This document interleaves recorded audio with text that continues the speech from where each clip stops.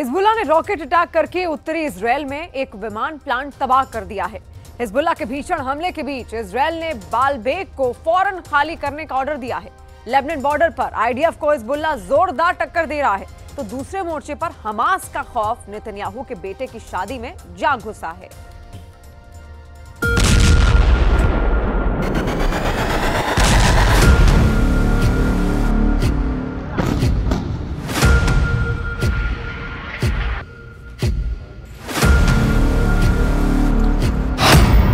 Netanyahu के बेटे की शादी में घुसेगा हमास।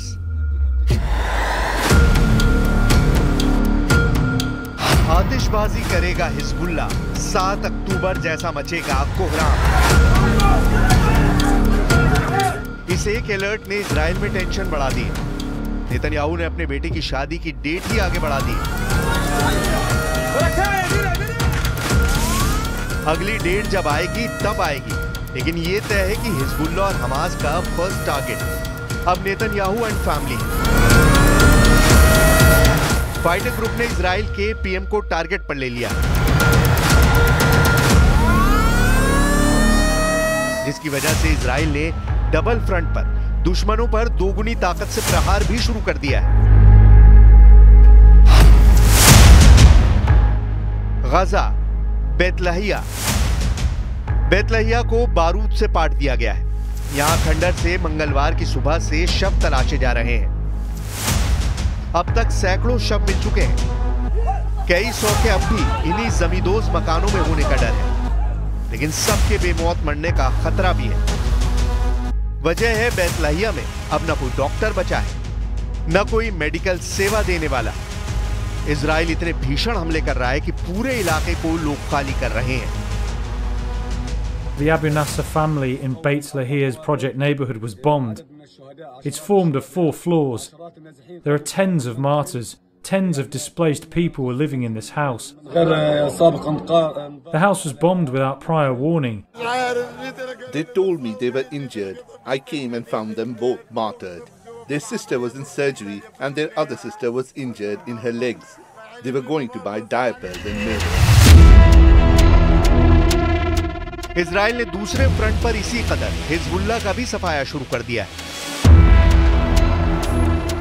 मगर दोनों लड़ाका ग्रुप नई लीडरशिप में नेतन्याहू आर्मी को परास्त करने का दम दिखाने लगे हैं। हिजबुल्लाह ने नए चीफ का ऐलान कर दिया है। हमास भी सिनवार के बाद नए चीफ का नाम करीब करीब पक्का कर चुका है, लेकिन इस नाम का ऐलान हमास मार्च 2025 से पहले नहीं करने वाला। हमास चीफ इस्माइल हानिया मरा, याहिया सिनवार आया, सिनवार मरा। नए हमास चीफ पर suspense. Hezbollah chief Hassan Nasrallah मरा, सैफुद्दीन आया। सैफुद्दीन का सफाया नईम कासिम आया। चेहरे भर बदल रहे हैं, बारूदी इंतकाम में कोई कमी नहीं आ रही। इजराइल एक चीफ का सफाया करता है तो दूसरे दिन नया टॉप कमांडर उसे दहलाने आ जा रहा है। इजराइल के दुश्मनों को न पलटवार में देर लग रही है और न ही इजराइल को घर में घुसकर मारने में। अब तो हिजबुल्लाह फाइटर्स ने इजराइल को डबल फ्रंट पर पीटना शुरू कर दिया है। लेबनान में भीषण हमले कर रहे आईडीएफ को जमीन के साथ अब आसमान में भी हिजबुल्लाह मिसाइल से दहलाने लगा है। इसराइल ने हिजबुल्लाह के रेड वन फोर्स के डिप्टी कमांडर को मार दिया। रेड वन फोर्स हिजबुल्लाह की सबसे खतरनाक और आधुनिक फोर्स मानी जाती है, जो गुरेला वार में एक्सपर्ट है।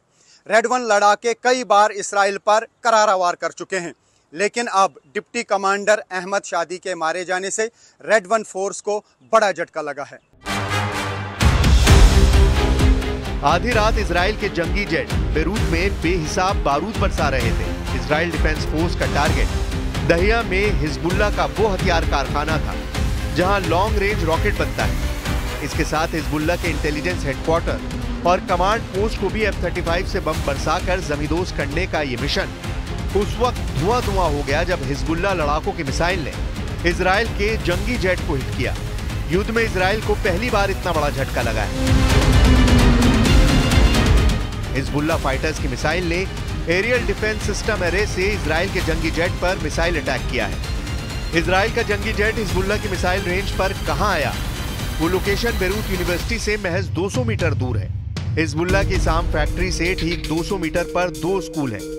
इस वेपन कारखाने से 170 मीटर दूरी पर एक प्री स्कूल भी है। ऐसी जगह हिजबुल्लाह के हथियार कारखाने को जंगी जेट से तबाह करने का ऑपरेशन कामयाब नहीं हो पाया है। हिजबुल्लाह ने इजराइल के जंगी जेट पर लितानी नदी के उत्तर में कफर फिला इलाके में मिसाइल दागी है। मिसाइल अटैक से उबरने से पहले हिजबुल्लाह फाइटर्स ने इजराइल में घुसकर उसके ड्रोन फैक्ट्री को दहला दिया। इजराइल आर्मी रेडियो की रिपोर्ट में बताया गया है कि इजराइल के नहरिया में इंडस्ट्रियल एरिया में ड्रोन विमान के कलपुर्जे बनाने वाली फैक्ट्री में यह हमला हुआ है। हमले के वक्त 3 फाइटर ड्रोन को आईडीएफ ने मार गिराया, लेकिन एक ड्रोन ने इजराइल के यूएवी फैक्ट्री को जलाकर राख कर दिया है। हिजबुल्लाह के मिसाइल हमले का खौफ बयां करती खबर में बताया गया है कि लेबनान के लड़ाकों ने इजराइल के मैतूल में मिसाइल ब्लास्ट कर नेतन्याहू की टेंशन बढ़ा दी है। हिजबुल्लाह के ताबड़तोड़ अटैक के बाद इजराइल ने नागरिकों के लिए नई गाइडलाइन जारी कर दी है। इजरायली सेना ने चेतावनी जारी की और लोगों से कई इलाके फौरन खाली करने को कहा, जिसमें बालबेक, एन बोर्डे और डोरिस के लोगों को तत्काल चेतावनी पर अमल करने के ऑर्डर है। इजराइल ने जिन रास्तों से लोगों को बाहर निकलने की नसीहत दी है वो ये हैं: जाहले हाईवे बालबेक, नहले रोड बालबेक, अर्ज रोड बालबेक। दक्षिण लेबनान इसराइल के लिए काफी मुश्किल साबित हो रहा है, जहां ग्राउंड ऑपरेशन में आईडीएफ को झटके पर झटके मिल रहे हैं। नेतन्याहू की कोशिश है कि जल्द से जल्द ग्राउंड ऑपरेशन को खत्म करके जीत का ऐलान किया जा सके, पर हिजबुल्लाह लड़ाके झुकने के बजाय रॉकेट और मिसाइल के धुआंधार बौछार से टेल अवीव तक को दहलाने लगे हैं। हिजबुल्लाह के भीषण हमलों के बीच आईडीएफ चीफ ने डबल फ्रंट पर दुश्मनों को बर्बाद करने की वार्निंग दोहराई है। जनरल हर्जी ने यह भी दावा किया कि इजराइल फोर्सेस सभी दुश्मनों से एक साथ निपटने के लिए तैयार हैं। ולפגוע מאוד מאוד קשה גם ביכולות וגם במקומות שהפעם עוד השארנו בצד. עשינו את זה מסיבה מאוד פשוטה, שיכול להיות שאנחנו נידרש לזה עוד פעם. לא סיימנו את האירוע הזה, אנחנו ממש במהלכו. हालांकि हमास की नई लीडरशिप नेतन्याहू फैमिली को निशाने पर ले चुकी है। मीडिया रिपोर्ट्स में दावा किया जा रहा है और इसी इनपुट के बाद नेतन्याहू ने बेटे की शादी कुछ दिनों के लिए टाल दी है। KAN न्यूज की रिपोर्ट में बताया गया है कि नेतन्याहू सुरक्षा कारणों से अपने बेटे अनवर की शादी की तारीख आगे बढ़ा दी है। रिपोर्ट के मुताबिक पहले ये शादी 26 नवंबर को तेल अवीव के पास रोनित फार्म में होने जा रही थी। नेतन्याहू ने बैठकों की जगह को भी बदलने के ऑर्डर दिए हैं। हिजबुल्लाह का खौफ इजराइल में बढ़ता जा रहा है, लेकिन इजराइल को असल खतरा हमास से है, जिसने मार्च 2025 तक अपने नए चीफ के नाम के ऐलान न करने का वॉर प्लान बनाया है। हमास फाइटर्स इससे पहले इजराइल को 7 अक्टूबर 2023 जैसी चोट पहुंचाने का प्लान बना चुके हैं। फिलहाल हमास लीडरशिप में जो 3 बड़े नाम हैं उन्हें जान लीजिए। हमास लड़ाके फिलहाल इन तीनों के ऑर्डर पर हमले कर रहे हैं। सिनवार की मौत के बाद हमास की गजा विंग का टॉप कमांडर खलील अल हया बना है, वहीं वेस्ट बैंक का टॉप कमांडर जहीर जबरीन है। इन दोनों से सीनियर लीडर खालिद मिशाल है, जो हमास का विदेशों में प्रतिनिधित्व करता है। इजराइल मीडिया रिपोर्ट्स में दावा किया जा रहा है कि हमास का नया चीफ गाजा की बजाय दूसरे किसी अरब मुल्क में बनाया जाएगा, जिसके नाम का ऐलान मार्च 2025 के बाद हो सकता है। इस डेडलाइन से पहले नेतन्याहू को बड़ा झटका देकर फाइटर ग्रुप युद्ध में जीत का दम भरेगा। ईरान के हमले से पहले ही क्या इजरायल तेहरान पर सबसे बड़ा अटैक कर देगा? ये सवाल इसलिए क्योंकि इजरायल के रक्षा मंत्री और सेना अध्यक्ष ने ईरान को डराने वाली बहुत बड़ी धमकी दे दी है।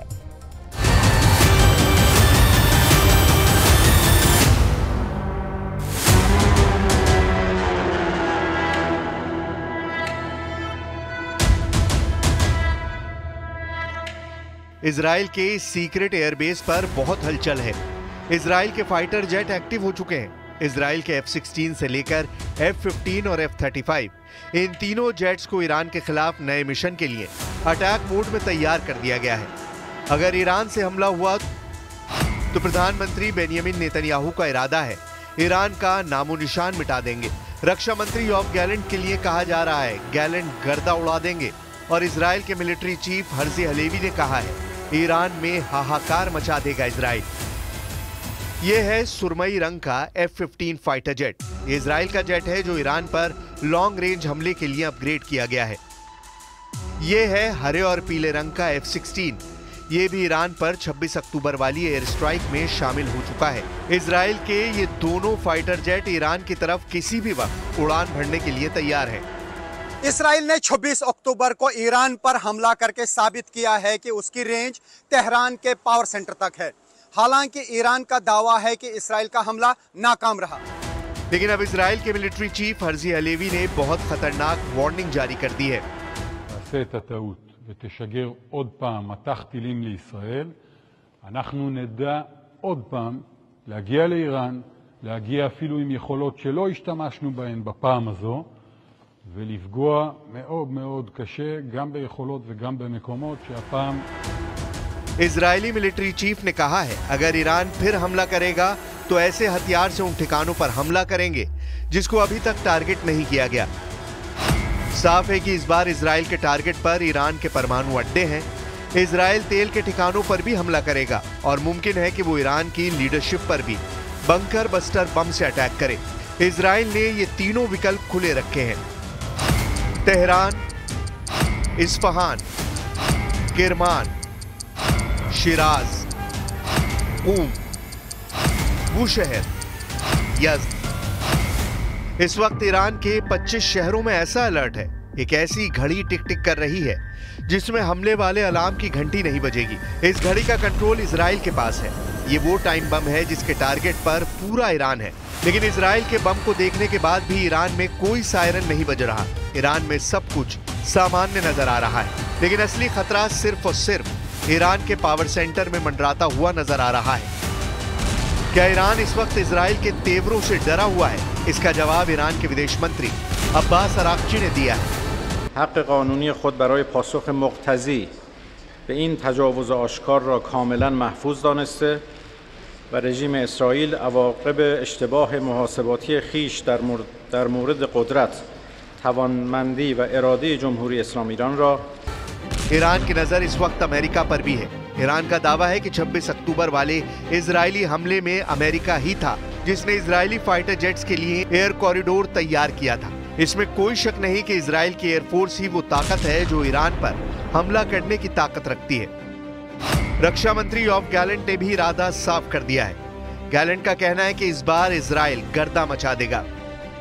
מרכיב מפתח בתוך העניין הזה, וכל מי שינסה לפגוע בנו ייפגע, והדבר הזה נכון גם לגבי איראן. ואחרי שנתקוף באיראן, גם במדינת ישראל וגם במקומות אחרים. इजराइल के टारगेट पर ईरान के वो अड्डे आ चुके हैं जिन पर अभी तक उसने नजरें नहीं उठाई हैं। इसलिए ईरान भी टेंशन में है।